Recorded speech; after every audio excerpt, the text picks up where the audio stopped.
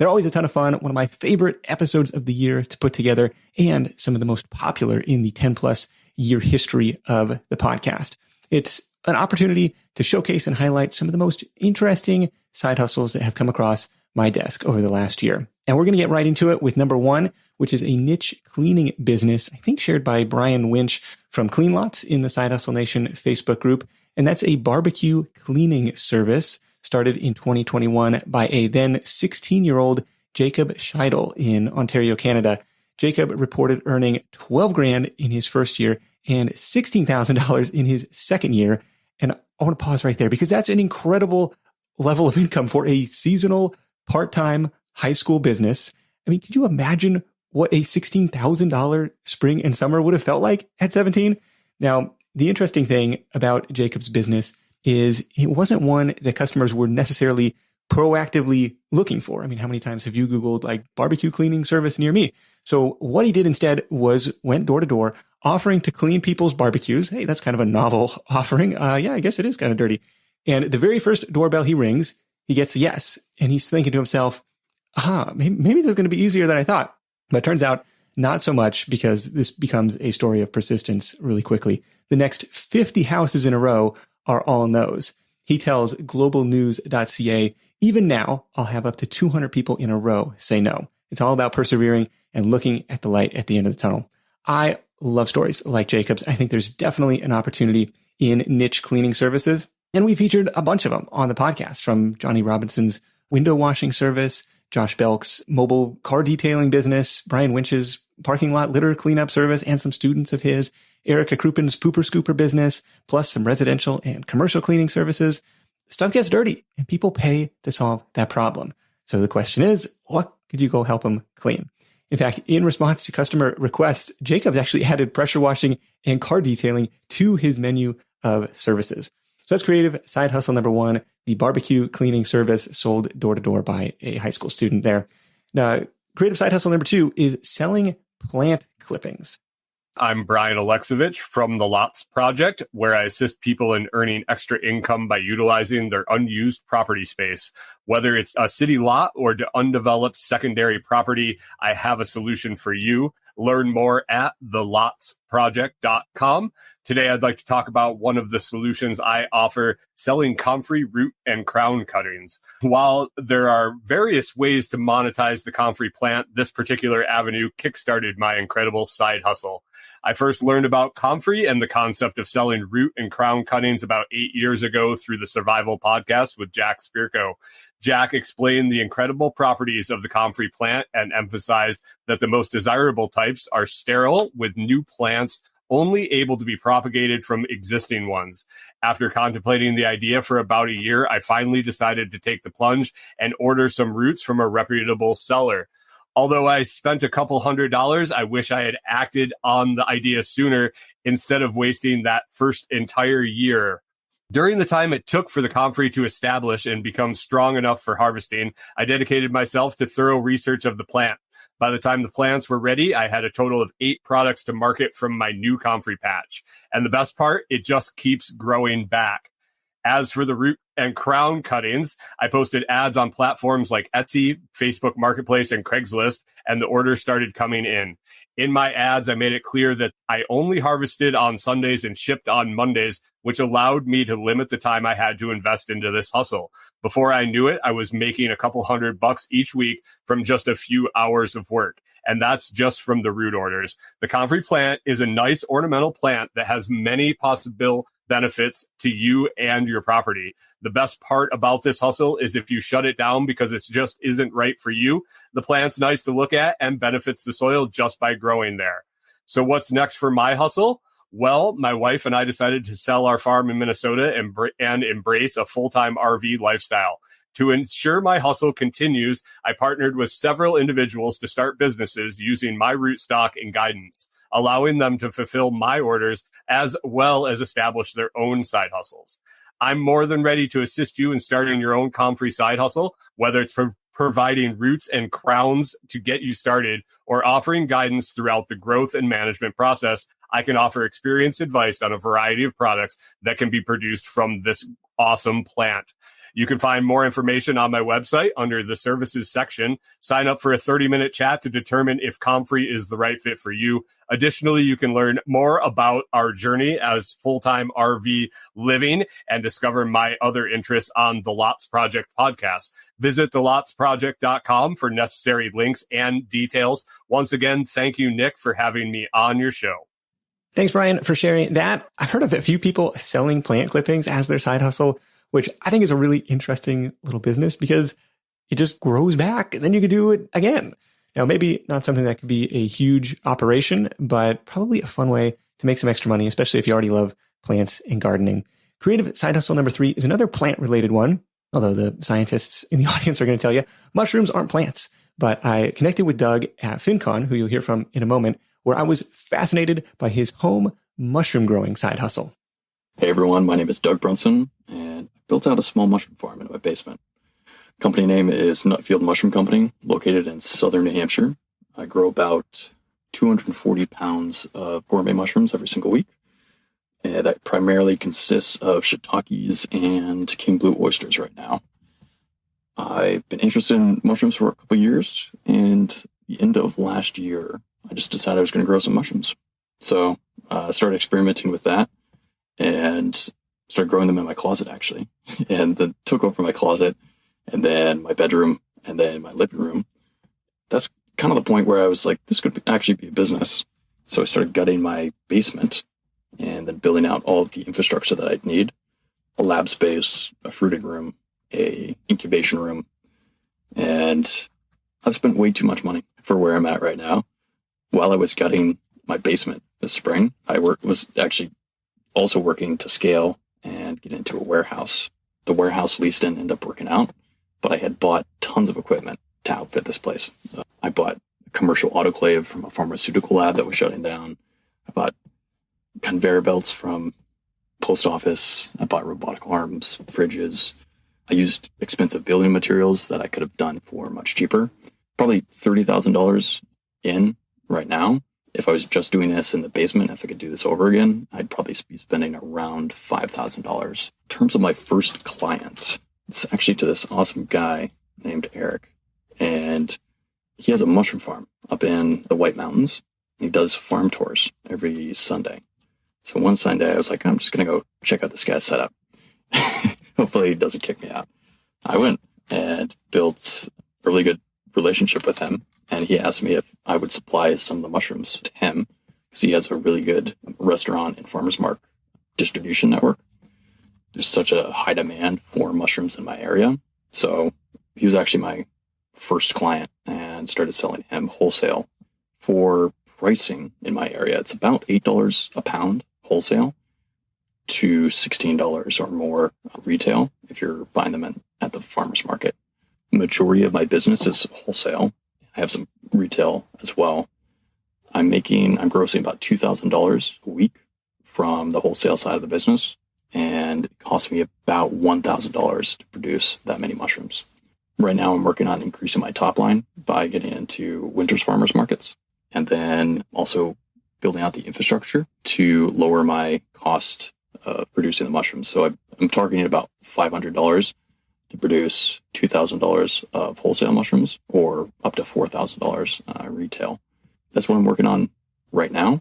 And then also experimenting with some value add, anything that would add more value to the mushrooms, such as like mushroom powders, mushroom coffee, extracts. Just working on products in that direction as well. And going to be continuing doing that through the winter. And then in the spring, I have saved up some cash and I'm looking to buy some vacant land, either throwing up a steel prefab or getting a couple of shipping containers and outfitting those so I can expand production. I just started a YouTube channel to document my progress and what I'm up to. It's called Speakeasy Myco, Speakeasy MYCO. And feel free to follow along if you're interested. Thank you so much for giving me the opportunity to share. Thank you. Thanks for the inside scoop on that, Doug. I'm excited for you, and we'll be sure to link up the YouTube channel as well. Just hit up the show notes link in the episode description. We'll have links to everything mentioned. So these mushrooms, apparently they grow really fast. So you're replenishing your stock or your inventory every week and then selling that at pretty healthy profit margins, even on the wholesale side. We're talking about $1,000 a week in profit, $4,000 a month in profit from that. Obviously some equipment costs that Doug mentioned, but there were ways to get started a little bit more inexpensively. In 10 plus years of doing the show, never heard of anybody selling mushrooms before to restaurants, farmers markets. So thank you so much for sharing that one. We got more creative side hustles right after this word from our sponsors. As your business grows, the last thing you want to be spending your time on is handling payroll, employee benefits, time off requests, and everything else that comes along with managing a team. Let our sponsor, Gusto, take these tasks off your plate. Gusto is the intuitive, all-in-one payroll, benefits, and HR platform for growing businesses. With Gusto, most customers are able to run payroll in 10 minutes or less, and Gusto helps with the hard stuff too. Filing payroll taxes, compliance, new state tax registration, and more with a simple, modern interface. Whether your hardworking team is in person or remote, employees or contractors, Gusto makes it easy to support them and keep everyone on track. Join the more than 200,000 new and growing businesses that are using Gusto to build a great workplace for their employees. Right now, Gusto is offering Side Hustle Show listeners 3 months free at gusto.com/side hustle. Get easy payroll, benefits, HR, and a happier team. So go to gusto.com/side hustle. That's gusto.com/side hustle for your first 3 months free. Gusto.com/side hustle. Big thanks to Gusto for sponsoring the show. Creative side hustle number 4 is headstones for pets, or maybe more accurately, engraved pet memorials. This one was started by Rodney Melton in Arkansas and did over $200,000 in sales last year at an estimated 65% profit margin. Now, he did have some equipment costs, a laser engraver, a granite saw, and some other tools. But one thing that he did that I thought was really creative was sourcing his granite from a local countertop manufacturer that had scraps. These pieces are too small for us to use on a kitchen counter or a bathroom counter, but they're plenty big enough to turn into pet memorials. So turning one company's excess materials or scrap materials into your physical product. Melton Memorials is his Etsy shop, where you can see that at the time of this recording, he's got over 7,500 sales since 2021. We'll link up that Etsy shop. And one thing that's cool about Etsy is that even without any outside research tools, you can get a sense for the popularity of a given product or a given store based on the public number of sales for each store. And so that's just something that shows up at the top of everybody's store account there. Now, for all our recent discussions about selling on Etsy, a lot of them have been in the print-on-demand space or the digital product space, talking about selling printables, selling spreadsheets, selling print-on-demand, t-shirts and stuff. But there's still a huge amount of demand for custom handcrafted products. The upfront equipment expense is definitely a moat here, but that also spells some opportunity. And maybe it's not laser engraving that you want to get into, but maybe your research leads you toward a different kind of custom physical product. And then the lower overhead way to start something like this will be to partner with somebody who already has the tools, because there's likely some downtime in their shop. They're probably not running at capacity 24/7. They might be looking to fill that capacity with incremental orders or rent it out to you so you can test the waters in a low risk way. Creative side hustle number 5 is perfect just in time for the holidays, and that's Christmas light installation. Hey, how's it going? My name's Jeff Jurina, and I'm the founder of Christmas Lights by Design. You can check it out at christmaslightsdesign.com. And I got the idea for my Christmas lighting business back in 2001, which really was more out of desperation because I had just lost my corporate job. No one would hire me, and I was freezing in my home because I didn't have enough money to fix the heater. But I did remember a conversation with a good friend of mine. He told me I should install Christmas lights for money. So that's what I did. On November 1st, 2001, I launched my new Christmas lighting business. I created some basic contract forms, put a Santa hat on. Now that I'm thinking about it, I'm sure I looked really silly with that hat on. But I knocked on some doors, and then something amazing happened. I landed my first customers. And then for less than $100, I bought my very first ladder, which is crazy because I still use it today. Since then, for over 20 years now and just 2 months of work each year, we've generated over $70,000 in sales each year with projects starting at $400. But I think the best part of this business is that it's given me the money and freedom to spend more time with my family, as well as do other things such as speak at conferences, write books, host a Men Unplugged podcast, and start a web design and digital marketing business. And something that I'm really excited about these days is helping others get started in this business. Over the last few years, I've helped hundreds of people learn how to install Christmas lights, as well as how to start and run a successful Christmas lighting business. And if that sounds like something you're interested in, you can check out my training course, Christmas Lights for Profit, at christmaslights.com/install training. That's Christmas, LIGHTS, design.com/install training. And Nick, thanks again for giving me the opportunity to introduce myself and talk about my business. Thanks a lot. Thanks, Jeff. I'll be sure to add those links to the show notes. And then after the recording, Jeff reached out and offered 10% off his training program for Side Hustle Show listeners with promo code Side Hustle. So make sure to use that if you're thinking of checking it out. But how about that? 70 grand in sales, super low overhead. The homeowners are providing the lights. They just want to get up on the ladders. And then come early January, you come back, take them all down, and then you're done. There was another one that came across my desk where the woman, I think she quit her teaching job to do this full time. She was doing Christmas tree decorations for these high-end homes and making like $1,000 a tree on average. She reported having 100 plus clients. And so there's a six-figure business that may allow you to take the rest of the year off. I'll see if I can dig up that link for reference. It was like, man, the number of creative ideas that people come up with and the different ways to make extra money just blow my mind. So I'll dig up that link. I'll put that in the show notes for reference. And then if you do want to expand, one thing that's interesting is we're starting to see some Halloween setups that rival any Christmas display. So maybe there's something there to take over other holidays or pivot to other holidays or use the same skill set to expand there. Creative side hustle number 6 is a signature coach. And in the age of electronic signatures and DocuSign, this is kind of a surprising one, but Priscilla Molina of Los Angeles does hundreds of signature redesigns every month. On her site, planetofnames.biz, she charges anywhere from $25 to $120 for each custom signature creation. And then your delivery includes 3 uniquely crafted signature concepts, specifications to match each customer style preference. So like there were drop downs like, simple, professional, dramatic. What kind of signature are you looking for? This is a cool example of a productized service. I'm going to take this skill that I have, handwriting and calligraphy in her case, and go out and sell it. Now, who's paying for it? It's like, well, I've signed my name the same way for decades. Now, according to Priscilla in an Associated Press interview, it's people who aren't happy with their signatures. They don't relate to who they are. They don't give the message they want to convey to the world. eBiz Facts, hat tip to Niall over there, estimates that Priscilla is earning at least $5,000 a month with this service, maybe even higher since her prices have increased since the time of that publication, and suspects that the majority of her sales are coming from TikTok, where she's got almost 1 million followers. What's interesting is her most popular videos are just simple letter writing examples where she'll draw a J, like a traditional J, and then cross it out, erase it, and then draw some more interesting looking J's. They're 30 seconds, 18 seconds. They're not very long, but you're like, dang, I never thought of drawing a J. They catch your eye. And so I think that's one way that she's driving business.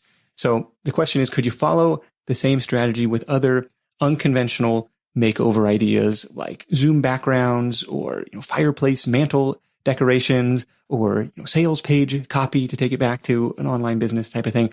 Because even if you don't know calligraphy, I think there's something here where if you can show people what's possible, here's how you're doing it today, and here's a relatively simple transformation, and you can show that, like Priscilla's done with these videos, you establish credibility and instant authority that people automatically want you, and there's no shopping around or competing on price. I don't even know if other people offer this service. It's hard to say, but like she is raising her hand saying, yes, I offer this. I will redesign your signature at a relatively affordable price point too. And she's done really, really well with that. Now, I love me a good unconventional rental side hustle, something you can buy or build once and get paid for it over and over again. We've done full episodes on party inflatables, portable hot tubs. That was a fan favorite. And most recently, mobility scooters in episode 564. But number 7 on our list of creative side hustles for this year is renting champagne walls for weddings. Or maybe another trendy item that wouldn't cost a lot to build is the donut wall. It's basically a pegboard, a piece of wood with a bunch of pegs in it that you hang donuts on, and then guests come on and grab one. But the champagne wall thing is similar. Large wooden board with rows of champagne flute holders or glass holders. And it looks cool. Guests can come by, they grab a glass during the reception. And according to Alexis McDermott from wanderingwallco.com, these things can rent out for $450 per event. Now, I'm not an expert on the price of lumber, but I have to imagine it wouldn't cost much more than that to build one of these things, which means it's not going to take a lot of bookings before you break even and start turning a profit. In her case, Alexis booked almost $30,000 worth of rentals in her first 2 years.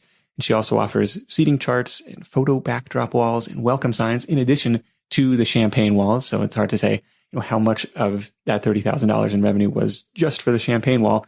But in an interview with Business Insider, she credited social media for helping her land her first rentals, along with some targeted photography collaborations with local businesses to help build out a compelling image portfolio for her Instagram account.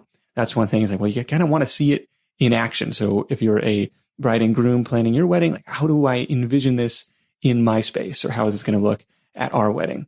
Now, for my brother's wedding, we actually built this little arbor that doesn't look like much on its own. It's basically a bunch of 2x2s. But when it was decorated with some greenery and some flowers, I thought it looked pretty good. It's been sitting in the garage ever since. So maybe that's our next side hustle come wedding season. Would anybody pay to rent this thing out? We'll come set it up for you. More creative side hustles right after this word from our sponsors. Now, here's another side hustle I never knew existed until I met Preston, who you'll hear from in a moment, at FinCon last month. It is selling your stock voting rights. Here he is to explain how it works. My name is Preston Yadigar, and I'm from the Bay Area in California. My business is Shareholder Vote Exchange, and our website is svegroup.com. We help investors make money from an asset that they didn't even know existed, and that asset is their shareholder voting rights. I came up with this idea while I was doing some investment research. I was looking into preferred stock and how they're different from common stock. And one thing I realized is that common shareholders get voting rights while preferred shareholders generally don't. But then I also found out that most common shareholders don't utilize these voting rights, something like 80% of individual investors. So I thought, instead of letting these votes go to waste, there should be some sort of marketplace where people can trade them, just like any other financial asset. So one big question I tend to get is, how much can people earn from monetizing their shareholder votes? And it really depends on three main factors. The first one is, how well has a company performed recently? So how strong have their shareholder returns been?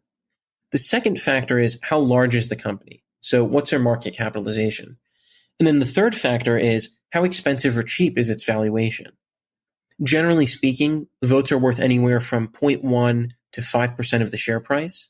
So if you own $100,000 worth of stocks, that might be $100 to $5,000 each year. That range isn't guaranteed, especially since these are new markets that we're developing, and there's a wide range of situations out there. So a follow-up question I tend to get is, why are some votes more valuable than others? Votes tend to be worth much more for mid-cap and small-cap companies that have recently underperformed and are still undervalued. So think of a mega-cap company like Apple. The company is just too big for anyone to step in and push for changes that unlock value. There's almost no one out there who can really acquire 20% of that company. But for a smaller company that's trading for cheap, it's more practical, and there are lots of possibilities to unlock value. So votes tend to be more valuable for those kinds of companies. So my main goal right now is to just get the word out there about what we do. I spent the last couple of years writing software, recruiting co-founders, testing with early adopters, and things like that. But now we're in growth mode. So we're doing tons of marketing, going to conferences, talking to people, really trying to make people aware about a brand new way for them to make money that involves very little effort. It takes just a couple minutes to start earning on SVE, and it's super simple. I joke that I'm our first user, so I try to make it as convenient and easy as possible to get started. Huge thank you to Nick for having us on. I really appreciate it. And I hope that we can make some money for everyone in Side Hustle Nation. And happy Thanksgiving to everyone. Definitely an interesting way to potentially add extra income to your portfolio, thinking of it as, well, I can increase my dividend yield maybe a little bit, or increasing the cash flow that this portfolio spins off without selling the shares. Now, so I've got my brokerage account connected with SVE Group now, and curious to see what happens. I don't know if I own any individual stocks that would necessarily qualify as small or mid cap, but you never know. I figure it's worth a test, and we'll see if anybody wants to go buy my votes. check it out, svegroup.com, or follow my referral link, sidehustlenation.com/SVE. We'll link it up in the show notes as well. Creative Side Hustle number 9 is a local merchandise business. Now, as a native Pacific Northwesterner, this one struck close to home because there's a local saying on clear days in Seattle, the mountain is out. And even though there are lots of mountains, everyone knows which one you're talking about. Mount Rainier is over 14,000 feet tall, this huge volcano in the Cascade Range. You can't miss it on a clear day. Was lucky enough to climb it in high school, one of the hardest physical and mental challenges of my life up to that point. But what's the business in this case? It's called Mount Rainier Watch, which founder David Lindahl started as a Twitter account in 2013 to answer that simple, common Pacific Northwest question, is the mountain out? And even now, 10 years later, it's not a huge account, a little over 7,000 followers on Twitter. It's bigger on Instagram, over 50,000 followers there. But David is generating a couple grand a month in mountain-themed merchandise sales, stickers, shirts, mugs, pins, hats, beanies, both online and at local pop-up shops, street fairs, farmers markets, stuff like that. And what's interesting here is it was 100% content for 5 years. He didn't start selling anything until 2018, but has been expanding the product line and the e-commerce presence since then. So the question is there an iconic landmark from your area, natural or human-made, that people are passionate about, that people are excited about, that is kind of a local thing that you could build a similar following and business around? Creative Side Hustle number 10 is Batting Stance Guy. Gar Rhinus is better known as Batting Stance Guy, a YouTuber who can mimic the batting stances of professional baseball players, both past and present, with an impressive level of accuracy. I'll vouch for him. He's very good at this specific thing, but is there a market for it? Gar calls it the least marketable skill in America, yet it's translated into over 5 million YouTube views, which according to some calculators could be worth as much as $22,000. Batting Stance Guy reached the height of his fame in the 2008 and 2009 baseball seasons, which culminated in a deal with Fox Sports and an appearance on Letterman. Gar parlayed his popularity and unmarketable skill into a 2010 book deal with Scribner, which is called Batting Stance Guy, a love letter to baseball. It is still available on Amazon, 4.8 stars. People like it, but I got to assume there was an advance associated with that book deal. Now, today, the hype and the novelty has largely died down, and you can book a personalized video with Gar on Cameo for just $25, which, of course, I had to do for this episode. Hey, this Batting Stance Guy, and if I can monetize the least marketable skill in America, imitating batting stances, you can absolutely find a viable side hustle. And by the way, this Batting Stance Guy saying you are listening to the Side Hustle Show. He added in this little bat flip at the end. It was fantastic.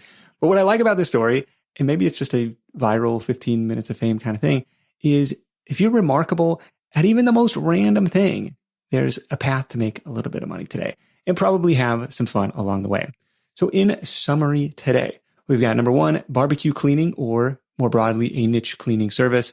Number 2 was selling plant clippings. Number 3 was growing mushrooms and selling those for restaurants and farmers markets, wholesale or retail. Number 4 was pet memorials, headstones for pets, more broadly speaking, any type of personalized gift or personalized type of product. Number 5 was Christmas light installs or seasonal decorations, if we're going to go a little bit broader there. Number 6 was the signature coach, Priscilla's business, showing people how you might be writing letters today and like, no, you're doing it wrong. If you want to add a little more flair, you got to do it this way. Even in the age of DocuSign, she's doing $5,000 a month estimated with that business, largely on the back of these TikTok videos. Number 7 was renting champagne walls, or more broadly, unconventional rental businesses. Buy or build something once, rent it out over and over again. Probably didn't have $450 worth of material. Maybe you did into this thing, so you can break even super quickly, and then you're on into the black on in terms of profit on that. Number 8 was selling stock voting rights. I'll have to report back on whether or not anybody wants to buy the voting rights to my shares to see if I've unlocked another income stream there. Number 9 is Mount Rainier Watch, a local landmark-inspired social media content and merchandise business. And number 10 was Batting Stance Guy. How do you monetize the most unmarketable skill? Well, you do it by being remarkable and by being really good at what you do. A couple honorable mentions, other ones that kind of came across the desk as I was prepping this episode. Number 1 was apparently people in Mexico are reselling Costco cakes, and it became such a thing that the store started to implement limits on how many you could buy. Hey, limit 3 today or something, like, because people were going out and, I don't know, cutting them up and reselling them or something. Apparently became a thing. Another one actually from eBay's Facts was music for pets, which apparently became a pretty big operation and ended up selling for $10 million plus. Relaxing music for your pets. There's a niche for everything, and that's what makes this job so great. Big thanks to everyone who shared their stories for this year's roundup of creative side hustle ideas. If you come across anything that makes you pause and say, wow, you can make money doing that, I want to hear it. Reach out, let me know. Nick@sidehustlenation.com is my direct email. Thanks to our sponsors for helping make this content free for everyone. As always, you can hit up sidehustlenation.com/deals for all the latest offers from our sponsors in one place. Thank you for supporting the advertisers that support the show. That is it for me. Thank you so much for tuning in. Happy Thanksgiving. Be good to each other out there. If you're finding value in the show, the greatest compliment is to share it with a friend. Until next time, let's go out there and make something happen. And I'll catch you in the next edition of The Side Hustle Show. Hustle on.